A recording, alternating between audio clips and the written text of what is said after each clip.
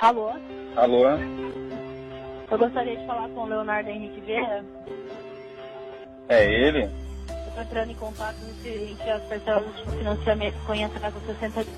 A Brasil Financeira está disponibilizando uma negociação. Se o senhor fazer a atualização das parcelas do veículo. Então, qual é o seu nome, perdão? Meu nome é Tainá. Ô Tainá, no teu sistema aí, não consta que uma pessoa me ligou há uns 40 minutos atrás, não? Sim, a gente fez um contato com o senhor, só que não foi feita nenhuma negociação. Aí você acha que 40 minutos depois vai haver negociação? Essa é a política de vocês? Ficar ligando de 40 minutos? Vocês acham que eu sou o quê? Uma garota de programa? Que eu vou dar 40 minutos eu vou ter dinheiro para pagar meu carro? É isso mesmo? Não. Abre o coração. Por que vocês não vão tudo tomar no olho do